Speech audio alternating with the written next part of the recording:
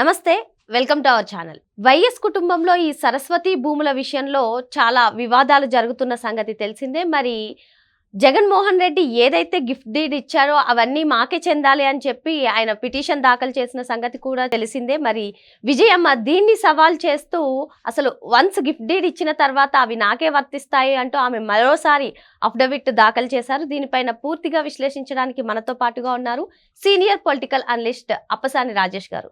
Sir నమస్తే.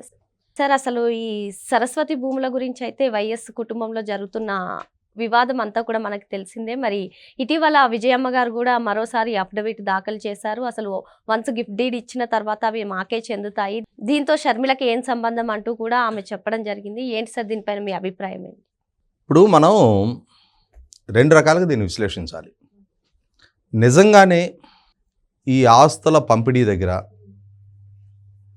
రాజశేఖర రెడ్డి గారి సంతానం మధ్య, రాజశేఖర రెడ్డి గారి సతీమణి, రాజశేఖర రెడ్డి గారి కుమారుడు మధ్య వివాదాలు విభేదాలు పొడచూపినయా? నిజంగానే ఘర్షణపూరిత వాతావరణం నెలకొందా? అలా నెలకొంది అని అంటే మనం మన ఇరుగు పొరుగుల్లోనో, మన కుటుంబాల్లోనో, మన బంధుమిత్రుల్లోనో చాలా కుటుంబాల్లో చాలా క్యాజువల్గా కుటుంబాలలో ఆస్తుల పంపిణీ దగ్గర వివాదాలు చెలరేగటం, ఆఖరికి తల్లి తండ్రితో పిల్లలు విభేదించడం, అన్నదమ్ముల మధ్య విభేదాలు తలెత్తడం, ఇవన్నీ మనం చాలా సహజంగా చూసే అంశాలు. ఇటువంటి వాటిని దృష్టిలో పెట్టుకొని ఏం చెప్తారంటే మానవ సంబంధాలన్నీ ఆర్థిక సంబంధాలే. ఇవాళ ఎవరి మధ్య ఏ విభేదాలు పడచూపినా డబ్బు దగ్గరే విభేదాలు పడచూపుతూ ఉన్నాయి, ఆస్తుల దగ్గరే విభేదాలు పడచూపుతూ ఉన్నాయి.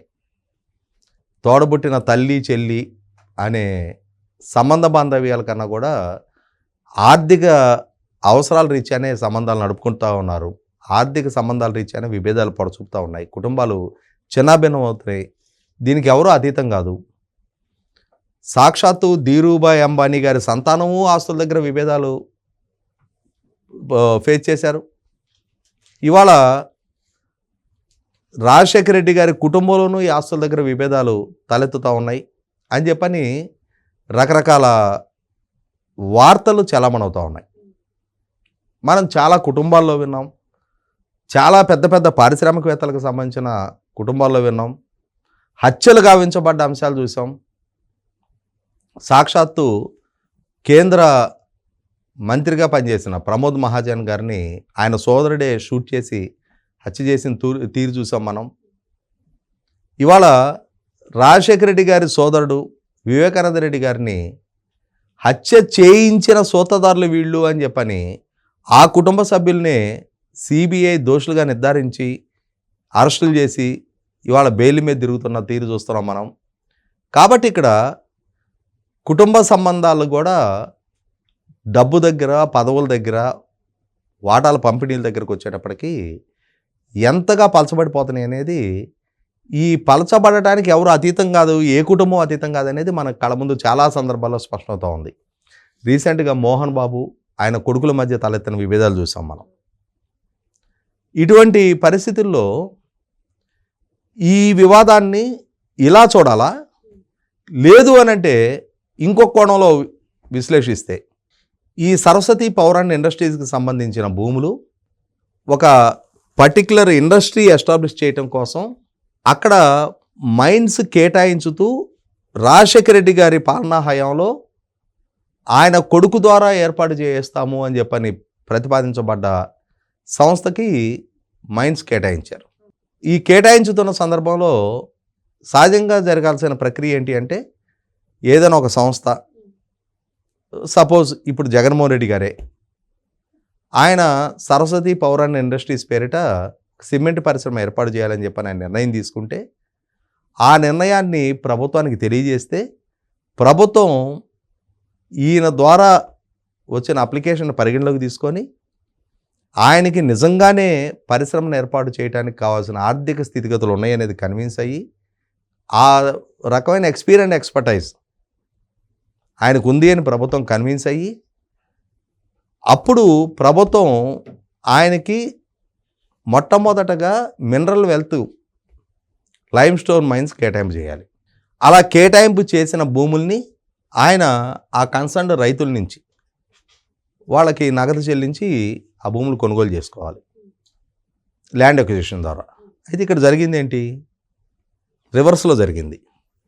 ముందుగా ఆయన రైతుల దగ్గర నుంచి భూములు కొనేశాడు. ఆ కొనే ప్రాసెస్లో సహజంగానే రైతులు, సార్ మరి మీరు మా భూములు కొంటున్నారు, పరిశ్రమ పెడతా అంటున్నారు, ఇప్పుడు మరి మా ఉపాధి కోల్పోతాం కదా, మీరు ఇచ్చే ఈ డబ్బులు మా దగ్గర ఎన్నాళ్ళో ఉండవు. ఎలా అంటే, లేదు ఇక్కడ పరిశ్రమను ఏర్పాటు చేయడం ద్వారా మీ బిడ్డలకు ఉద్యోగ కల్పన చేస్తామని వాగ్దానం చేశారు.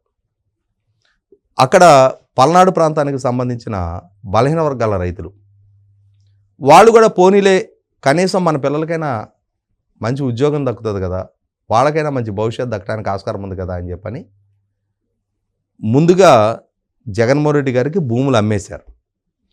ఈ భూములు అమ్మిన తర్వాత అప్పుడు ఈ భూముల్లో మేము పరిశ్రమ ఏర్పాటు చేస్తాము అని చెప్పని, అంటే ముందుగా ప్రభుత్వాన్ని అప్రోచ్ అయ్యి ప్రభుత్వం దగ్గర అనుమతి తీసుకొని ప్రభుత్వం ద్వారా భూములు కేటాయింపు జరగాల్సిన దగ్గర ఇక్కడ రివర్స్ చేశారు. కారణం ఏంటి? వాళ్ళ నాయనే ముఖ్యమంత్రి, మనకు తప్పితే ఇంక వేరే ఎవరికి కేటాయింపులు చేస్తారు?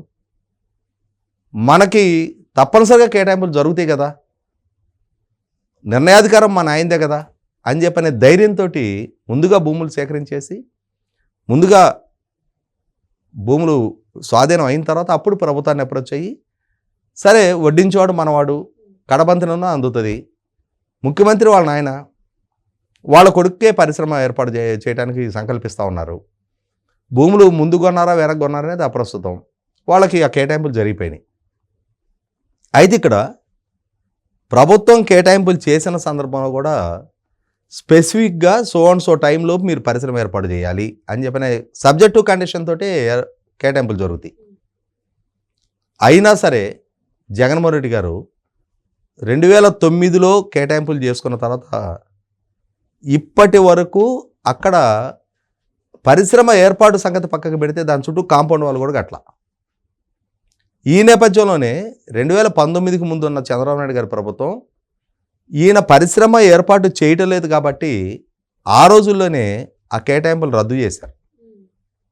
అలా రద్దు చేసిన కేటాయింపుల్ని జగన్మోహన్ రెడ్డి గారు 2019లో ముఖ్యమంత్రిగా పదవి బాధ్యతలు చేపట్టిన తర్వాత తాను ముఖ్యమంత్రిగా ఉండి తన సంస్థకి గత ప్రభుత్వం ద్వారా రద్దు చేయబడ్డ అనుమతులు మళ్ళీ పునరుద్ధరించుకుని ఆనాడు 30 సంవత్సరాల లీజ్ అగ్రిమెంట్ని ఈయన పాలనా హాయంలో దాన్ని 50 సంవత్సరాలకు చేసుకున్నారు. సరే చేసుకున్నావు 50 సంవత్సరాలు, మళ్ళీ మైన్స్ కేటాయింపు చేసుకున్నావు, మరి 5 సంవత్సరాల కాలం నువ్వే ముఖ్యమంత్రిగా ఉన్నావు కదా, నీ పాలనా హయాంలో మరి మళ్ళీ అన్ని అనుమతులు ఇచ్చిన తర్వాత అయినా ఎందుకని అక్కడ పరిశ్రమ ఏర్పాటుకు ప్రయత్నం మొదలు పెట్టలా? అంటే ఇక్కడ ఏమర్థమవుతుంది? ఆ పరిశ్రమని పేపర్ల మీదే ఉంచుతున్నారు వాళ్ళు. సరస్వతి పవర్ అండ్ ఇండస్ట్రీస్ ఈ యాజమాన్య హక్కులని ఇవాళ జగన్మోహన్ రెడ్డి గారి పేరు మీద ఉన్నాయా, విజయలక్ష్మి గారి పేరు మీద ఉన్నాయి అనేది అప్రస్తుతం.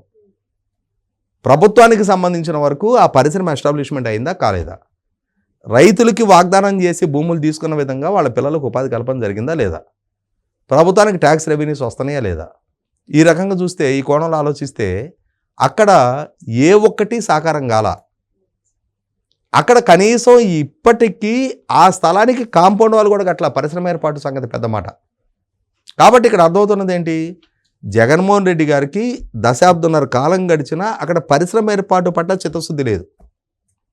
మరి ఇటువంటి పరిస్థితుల్లో రీసెంట్గా హేమంత్ సోరెన్ గారు జార్ఖండ్ ముఖ్యమంత్రిగా ఉన్న రోజుల్లో ఆయన పాలనా హయాంలో ఆయనే ముఖ్యమంత్రిగా ఉండి తన సంస్థకి మైన్స్ కేటాయింపు చేసుకున్నాడు అని చెప్పని సిబిఐ ఈడీ ఆయన అరెస్ట్ చేశారు. మరి వాళ్ళ జగన్మోహన్ రెడ్డి గారు చేసింది అదే కదా. కాబట్టి ఇవన్నీ ఎక్కడ విచారణార్హం అవుతాయో ఈ ప్రాతిపదికగా మరొకసారి ప్రభుత్వం ఎక్కడ ఈ కేటాయింపులు రద్దు చేస్తూ ఉందని చెప్పని ఇప్పుడు తల్లి కొడుకుల మధ్య ఓ గిఫ్ట్ డీడ్ జరిగినట్టు, ఈ గిఫ్ట్ డీడు వివాదాస్పదమైనట్టు, ఈ వివాదాస్పదమైన అంశం ఎన్సిఎల్టీలో వివాదం చెలరేగుతున్నట్టు ఒక డ్రామా నడిపిస్తున్నారా? అంటే వీళ్ళ వ్యవహార శైలి, వీళ్ళ ఉల్లంఘనలు, వీళ్ళ నేపథ్యం తెలిసిన వాళ్ళకి ఎంతకైనా తెగించిన వాళ్ళే వీళ్ళు. తల్లి కొడుకుల మధ్య వివాదం ఉన్నట్టుగా చిత్రీకరించి ఎన్సిఎల్టీలో ఈ వివాదం కొనసాగుతున్న నేపథ్యంలో ఇప్పటి ప్రభుత్వం ఒక వేగవంతమైన నిర్ణయం తీసుకోకుండా ప్రభుత్వానికి ప్రతిబంధకాలు కల్పించే ప్రయత్నమా? ఇది ఈ కోణం కూడా 100% చర్చనీయాంశంగా మారుతుంది. ఎందుకంటే అసలు ఈ మైన్స్ కేటాయింపు చేసింది ప్రభుత్వం. ఆ కేటాయింపు చేసింది కూడా స్పెసిఫిక్గా ఇండస్ట్రీ ఎస్టాబ్లిష్మెంట్ కోసం. ఆ పరిశ్రమ ఏర్పాటే జరగలేదు, ఉపాధి కల్పన జరగలేదు, ఆ ప్రాంతం ముఖచిత్రం మారలేదు, అక్కడ సంపద సృష్టి జరగట్లేదు, మార్కెట్ పొటెన్షియాలిటీ పెరగలేదు. ఏమీ జరగకుండా ఆ యాజమాన్య హక్కులు నా పేరిట ఉన్నాయా నీ పేరిట ఉన్నాయా అని చెప్పని ఇవాళ తల్లి కొడుకులు ఎన్సిఎల్టీకి వెళ్ళి ఒక వివాదాన్ని సృష్టించే ప్రయత్నం చేస్తున్నారా? తద్వారా ప్రభుత్వం వేగంగా నిర్ణయాలు తీసుకోకుండా ఈ ఎమోషన్ చుట్టూ తల్లి కొడుకుల మధ్య వివాదం, అన్నా చెల్లెళ్ళ మధ్య వివాదం అని చెప్పనే చర్చ దీని మీద కేంద్రీకరించే విధంగా ప్రభుత్వం వీళ్ళు పరిశ్రమ ఏర్పాటు కదా భూములు తీసుకుంది, పరిశ్రమ ఏర్పాటు చేయని పక్షంలో వీళ్ళకి ఎందుకు ఆ భూముల కేటాయింపు కొనసాగించాలి, వీళ్ళ కేటాయింపులు రద్దు చేసి నిజంగా అక్కడ ఇంట్రెస్టెడ్గా పరిశ్రమ ఏర్పాటు కోసం ముందుకు వచ్చే వేరే ఎవరికైనా కేటాయింపులు చేసినా వారైనా పరిశ్రమ ఏర్పాటు చేయడానికి ఆస్కారం ఉంటుంది కదా అని ప్రభుత్వం కనుక ఆ దిశగా ఆలోచన చేయకుండా ఉండటం కోసం వేల ఎకరాల విలువైన మినరల్ వెల్త్ కలిగిన భూముల్ని ఏ పరిశ్రమ ఏర్పాటు చేయకుండానే వీళ్ళ స్వాధీనంలో ఉంచుకొని దశాబ్దన్నర కాలం పాటు వీళ్ళు ఈ విధమైన డ్రామా కొనసాగిస్తున్నారా? కాబట్టి ఇక్కడ 100% జరిగింది అసలు కుటుంబ సంబంధాలు పలచబడ్డ నేపథ్యమా? లేదు, కుటుంబ సంబంధాలు చీకటిలో చాలా బలంగా ఉంచుకొని ఒకరినొకరు you scratch my back I scratch your back అని చెప్పని మనకి ఇంగ్లీష్లో క్యాప్షన్ ఉంటుంది కదా, నాకు నువ్వు మద్దతుగా నిలబడు, నీకు నేను మద్దతుగా నిలబడతా, మన ఇరువురం కలిసి ప్రభుత్వాన్ని, సమాజాన్ని, వ్యవస్థల్ని అందరినీ పిచ్చోళ్ళని చేద్దాం, మన ఆస్తుల్ని మనం కాపాడుకుందాం, మన జోలికి ఏ వ్యవస్థ రాకుండా ఈ విధమైన ఫ్యామిలీ సెంటిమెంట్ డ్రామా రక్తిగట్టిద్దాం అని చెప్పని ఏమన్నా ప్రయత్నం చేస్తున్నారా? ఎందుకంటే వీళ్ళందరూ ఒక తాను ముక్కలే. ఇవాళ విజయలక్ష్మి గారు ఏదో కొడుక్కి వ్యతిరేకంగా యుద్ధం ప్రకటించింది, జగన్మోహన్ రెడ్డి గారు ఏదో తన తల్లికి వ్యతిరేకంగా యుద్ధాన్ని ప్రకటించాడు అనే వార్త కూడా సమాజంలో పెద్దగా విశ్వసనీయంగా లేదు.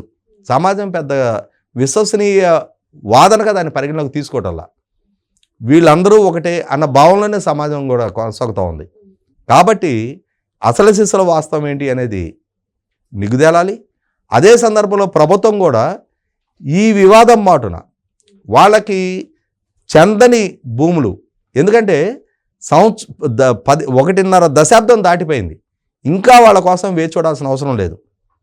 మరి ఏ విధంగా ప్రభుత్వం స్పందిస్తుంది, ఏ విధంగా ఎన్సిఎల్టీ స్పందిస్తుంది, ఏ విధంగా వీళ్ళ ఈ అడుగులని ప్రజలు కూడా పరిగణలోకి తీసుకుంటారనేది వేచి చూద్దాం. మరో అంశంతో మళ్ళీ కలుద్దాం. Thank you sir.